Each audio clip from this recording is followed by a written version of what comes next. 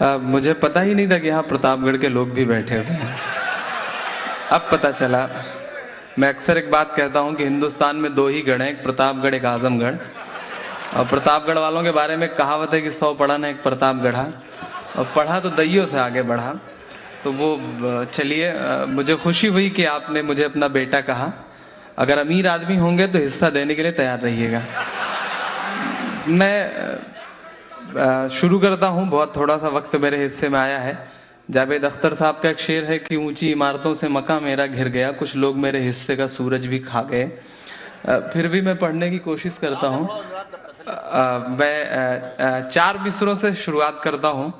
अबू आसिम भाई पर बहुत कुछ कहा गया, शायद कुछ मैं भी कहूँगा, लेकिन पहले 4 मिसरे पढ़ता हूँ। अपना तेवर बताने की कोशिश करता हूँ, जिसकी वजह से पूरे देश में जाना जाता। क्या इतनी नापाक सियासत तो नहीं चलती है। आप बहुत अच्छा सुन रहे हैं, मुझे आपसे कोई शिकायत नहीं है। बस थोड़ा सा जो ऊपर लोग बैठे हैं उनसे भी मैं चाहूंगा कि आप भी हाथ वाथ खोलें। थोड़ा सा दाद वाद देते रहेंगे, ताली वाली बजाते रहेंगे तो हमारे बाल बच्चे पल जाएंगे जो अभी पैदा नहीं हुए हैं। और अगर इसी तरह से मुशायरे होते रहे रात रात भर तो इंशाल्लाह पैदा भी नहीं होंगे। मैं पढ़ता हूँ, सुनेगा।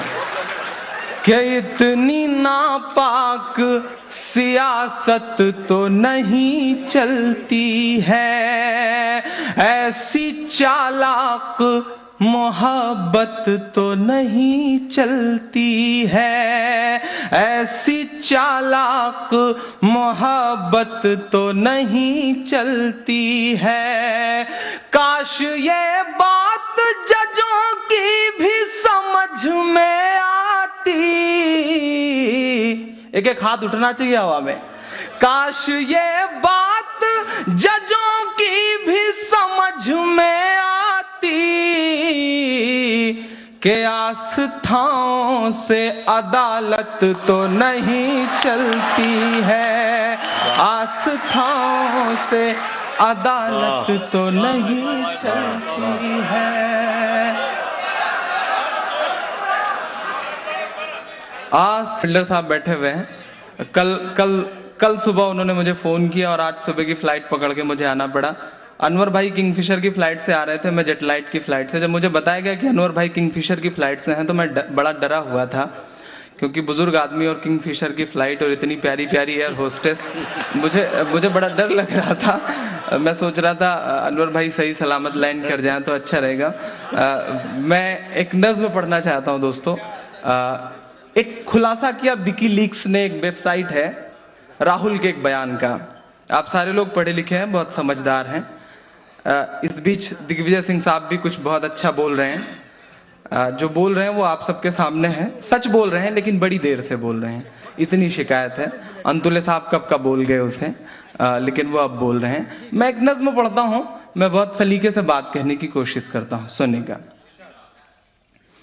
कि बापू का कातिल कौन है, इंदिरा का कातिल कौन है, राजीव को किसने कत्ल किया, इस पर संसद क्यों मौन है। बड़ा हंगामा मचा हुआ है, सारे लोग बड़े बड़े बयान आ रहे हैं अखबारों में, इलेक्ट्रॉनिक मीडिया में। बस मैं अपने ढंग से बात कहने की कोशिश कर रहा हूं, आप समझेंगे इंशाल्लाह। बापू का कातिल कौन है, इंदिरा का कातिल कौन है, राजीव को किसने कत्ल किया, इस पर संसद क्यों मौन है। नक्सली उधर हथियार उठा, लश्कर के लश्कर आते हैं, अफसोस मगर आतंक के हर इल्जाम मेरे सर आते हैं। बापू का कातिल कौन है, बहुत अच्छे भाई, वाह वाह वाह वाह है, वाह वाह। को किसने कत्ल किया। अब मैं बहुत छोटा सा शायर हूँ, शायर क्या हूँ, बस बातें कह लेता हूँ। आप बहुत अच्छे मैं पढ़ता हूँ। बस इतनी सी बात है कि पूरी हिम्मत के साथ बोलेंगे, जो सही है वो बात बोलेंगे। मैं वो बात बोलने की कोशिश कर रहा हूँ, सुनने का। बाप नई उम्र का हूँ, मैं उस दर्द को थोड़ा सा गाने की कोशिश करता हूँ। मैं हिंदी मंचों का हूँ, हिंदी के डाइस से हूँ, हिंदी का विद्यार्थी हूँ, लेकिन जो दर्द की जुबान है वो कोई भी हो सकती है। मैं कहता हूँ, सुनेगा। इरशाद।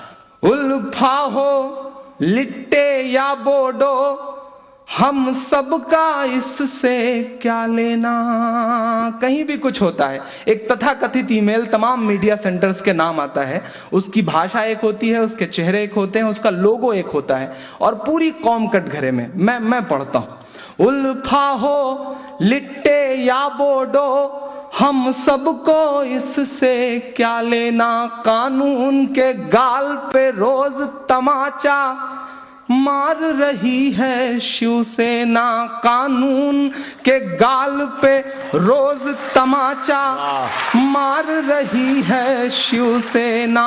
गांधी जी साबरमती में बैठे आज तलक शर्मिंदा हैं। उत्तर प्रदेश का एक बहुत प्यारा हिंदी का कवि है अदम गोंडवी, वो बड़े बुजुर्ग हैं। उन्होंने एक शेर कहा कि ये अमीरी से हमारी फैसला कुन जंग थी, बीच में फिर ये कहां मस्जिद व मंदिर आ गए, और जिनके चेहरे पर लिखी थी जेल की ऊंची दीवारें, वो राम नामी ओढ़ के संसद के अंदर आ गए। तब मैं बंद कहता हूं, सुनेगा के उल्फा हो लिट्टे या बोडो, हम सबका इससे क्या लेना। कानून के गाल पे रोज तमाचा मार रही है शिवसेना। गांधी जी साबरमती में बैठे आज तलक शर्मिंदा हैं। गुजरात में कुर्सी पर देखो मासूमों के कातिल जिंदा हैं। क्या कहने, वाह वाह, क्या उन्हें कुर्सी दी जाती है जो, उन्हें कुर्सी दी जाती है जो गुजरात जला कर आते हैं। अफसोस मगर आतंक के हर इल्जाम मेरे सर आते हैं। बहुत अच्छे भाई इमरान, बहुत अच्छे, वाह वाह वाह। इंदिरा का कातिल कौन है। अगली फहरिस्त में कुछ लोग अभी भी बहुत खामोशी के साथ बैठे हैं, हाथ नहीं खोला है उन्होंने। मेरी आपसे दरखास्त है कि मैं पकड़ लिया गया हूं, मैं सच बता रहा हूं। मुझे आज कहीं और होना था। शब्बीर भाई से बड़ी मोहब्बतें हैं, मुझे याद है मोहब्बत निभाने में कभी कभी बड़ी परेशानी होती है। एक बार एक चूहिया ने एक हाथी से शादी रचा ली। सुहाग रात के दिन हाथी मर गया, चूहिया बैठ के रो रही थी, जंगल के सारे जानवर चुप करा रहे थे, चूहिया थी कि चुप होने का नाम नहीं ले रही थी। आसिम भाई थकार के सारे जानवरों ने उससे कहा, ये बताओ क्या तुम सचमुच में हाथी से इतना ज्यादा प्यार करती थी, उसके बिना रह नहीं पाओगी। तो चूहिया ने कहा कि प्यार वार तो छोड़ो, साथ सिर्फ एक रात का मिला, अब जिंदगी भर कब्रें खोदने में बीत जाएगी। तो प्रतापगढ़ में पैदा हो गया हूँ, तो जो मेरे प्रतापगढ़ के बड़े लोग हैं वो जिंदगी भर प्रतापगढ़ी जो नाम जुड़ा हुआ है उसका तो कर्ज चुकाना ही पड़ेगा। मैं अगला बंद पढ़ता हूँ। बस जो अगले लोग हैं अगली लाइन में बैठे हुए, उनसे भी दरखास्त है कि थोड़ी सी ताली वाली बजाते रहेंगे, क्योंकि आपकी तालियां हमारे लिए वैसे ही हैं।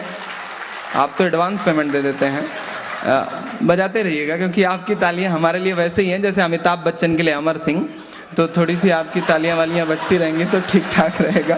मैं अगला बंद पढ़ता हूँ, आखिरी बंद पढ़ के अपनी जगह लूंगा। बहुत बड़ी खुशी की बात है कि हमारे डाइस पे हमारे मुशायरों का सचिन तेंदुलकर जनाब राहत साहब बैठे हुए हैं। वो बैठे होते हैं तो हम जैसे नए बल्लेबाज भी आकर के किसी भी पिच पर अच्छी बैटिंग कर लेते हैं। मैं पढ़ता हूँ, सुनेगा। बापू का कातिल कौन है, इंदिरा का कातिल कौन है, राजीव का किसने कत्ल किया, इस पर संसद क्यों मौन है। नक्सली उधर हथियार उठा, लश्कर के लश्कर आते हैं।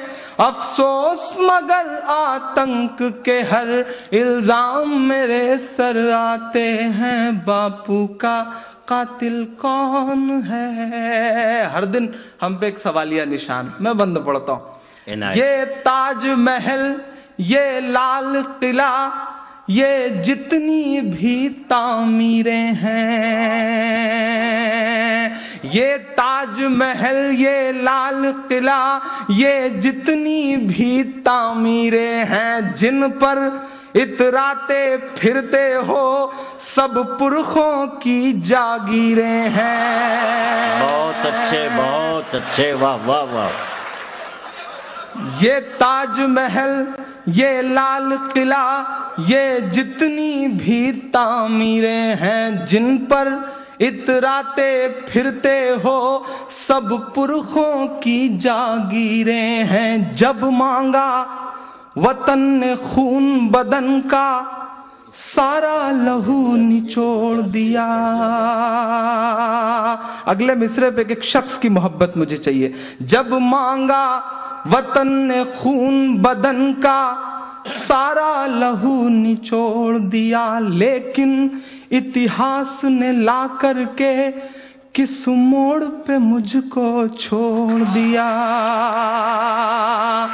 लेकिन इतिहास ने ला करके किस मोड़ पे मुझको छोड़ दिया।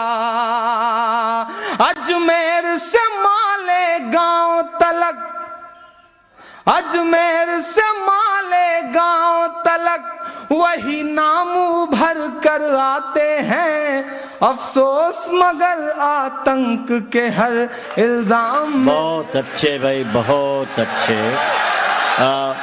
दोस्तों मजबूरी ये है, या तो मुशायरा नहीं एक पत्थर से। आप खड़े हुए बोलने के लिए तो पीछे से एक आवाज आई थी कि आवाज नहीं सुनाई पड़ रही। मुझे बड़ी हैरत हुई कि ये मुंबई में बोलते हैं और पूरा हिंदुस्तान सुनता है और यहीं पे आवाज नहीं सुनाई पड़ रही। बड़ा अजीब लगा था मुझे।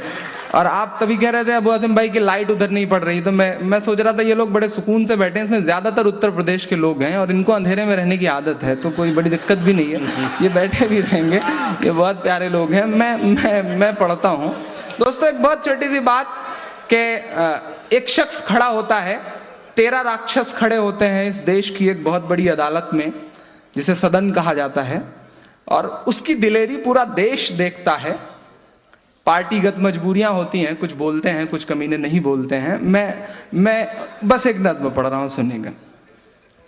कि इंसान नहीं एक पत्थर से इस नफरत वाले रहबर। अगले काफिये की दाद चाहिए मुझे। इंसान नहीं एक पत्थर से इस नफरत वाले रहबर से, हमको कुछ बातें कहनी हैं इस महाराष्ट्रियन हिटलर से। वाह, बहुत कमजोर तालियां हैं। रात के 12 बज रहे हैं और तालियां इतनी तेज होनी चाहिए कि अपने एसी कमरे में सोए हुए उन लोगों तक आवाजें जानी चाहिए। भले ही ये हॉल में है, लेकिन इस हाल की आवाज हर हाल में जाना चाहिए। मैं पढ़ता हूं, सुनना। इंसान नहीं एक पत्थर से इस नफरत वाले रहबर से, हमको कुछ बातें कहनी हैं इस महाराष्ट्रियन हिटलर से। हिंदी उर्दू दो बहनें हैं, आपका शोर उठे। हिंदी उर्दू दो बहनें हैं और दोनों ने ललकारा है, महाराष्ट्र तुम्हारा होगा लेकिन पूरा राष्ट्र हमारा है। बहुत अच्छे, वाह वाह वाह वाह वाह। हिंदी उर्दू दो बहनें हैं और दोनों ने ललकारा है, महाराष्ट्र तुम्हारा होगा लेकिन पूरा राष्ट्र हमारा है। बहुत अच्छे, ये पूरा राष्ट्र हमारा है।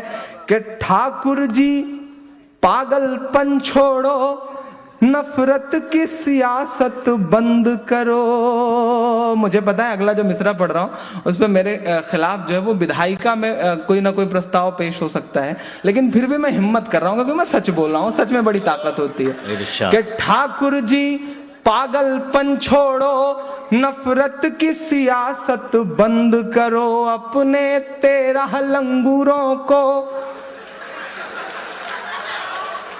समझदार लोग हैं आप, अपने 13 लंगूरों को कानून का अब पाबंद करो अपने तेरा। जो आके बदतमीजी करता है उसका नाम है राम कदम, लेकिन एक भी कदम राम के कदम पे नहीं चलता, सारे कदम रावण के कदम पे चलता है। तब मुझे बड़ी हैरत होती है कि कैसे कैसे नाम और कैसा कैसा काम। ठाकुर जी पागलपन छोड़ो, नफरत की सियासत बंद करो अपने 13 लंगूरों को कानून का अब पाबंद करो। जो थप्पड़ तुमने मारा है हिंदी भाषा के चेहरे पर। अगले मिसरे पे आप बताएंगे कि आप अबू आसिम आजमी से कितना प्यार करते हैं, इस देश से कितना प्यार करते हैं। मैं अगला मिसरा पढ़ रहा हूं। जो थप्पड़ तुमने मारा है हिंदी भाषा के चेहरे पर, जो थप्पड़ तुमने मारा है हिंदी भाषा के चेहरे पर, वो थप्पड़ तुमने मारा है भारत माता के चेहरे पर। बहुत अच्छे, वाह वाह। जिस दिन ये सब कांड घटा था ना, वो इंटरव्यू दे रहा था IBN 7 पर कि कोई दोबारा फिर हिंदी बोलने की हिम्मत करेगा तो हम उसका हाथ काट लेंगे, जुबान काट लेंगे।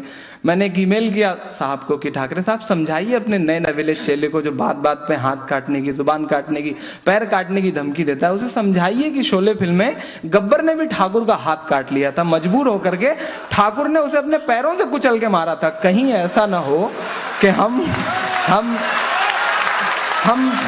कहीं ऐसा ना हो कि हम 50 करोड़ हिंदी उर्दू बोलने वाले लोग अपनी तहजीब भूल जाएं, ऐसा ना हो। मैं पढ़ता हूं। जो थप्पड़ तुमने मारा है हिंदी भाषा के चेहरे पर, वो थप्पड़ तुमने मारा है भारत माता के चेहरे पर। माँ सोच रही है मेरा ये, माँ सोच रही है मेरा ये बेटा कितना आवारा है। महाराष्ट्र तुम्हारा होगा लेकिन पूरा राष्ट्र हमारा है, ये पूरा राष्ट्र हमारा है। आखिरी बंद पढ़ के जाता हूं। मातृभाषा का अपमान होता है, पूरा देश ऐसे सन्नाटा खींचे बैठा रहता है जैसे कुछ हुआ ही नहीं। मैं बहुत सलीके से एक बंद पढ़ रहा हूं कि अफसोस कि संसद भवन की वो दीवारें तक चुप बैठी थी। मुझसे लोग कहते हैं बेटा मुंबई जा रहे हो, सब सोच समझ के पढ़ना, डरा करना, इतना तीखा मत बोला करना। तब मैं बहुत सलीके से उनसे एक शेर कहता हूं कि क्या आरजू करूं मैं तेरी आरजू के बाद, कुछ भी नहीं बचेगा मेरी गुफ्तगू के बाद, और दुनिया का कोई खौफ मुझे क्या डराएगा, माँ ने है मुझको दूध पिलाया वजू के बाद। मैं बंद पढ़ता हूं। अफसोस कि संसद भवन की वो दीवारें तक चुप बैठी थी, वंदे मातरम रटने वाली सरकारें तक चुप बैठी थी, वंदे मातरम रटने वाली सरकारें तक चुप बैठी थी। दिल्ली ने गुंडों की खातिर हमदर्दों जैसा काम किया, दिल्ली ने गुंडों की खातिर हमदर्दों जैसा काम किया। इस मुद्दे पर चुप रह के तो नामर्दों जैसा काम किया। दिल्ली तेरी खामोशी पर, दिल्ली तेरी खामोशी पर हैरत में भारत सारा है। महाराष्ट्र तुम्हारा होगा लेकिन पूरा राष्ट्र हमारा है। भाई बहुत अच्छे।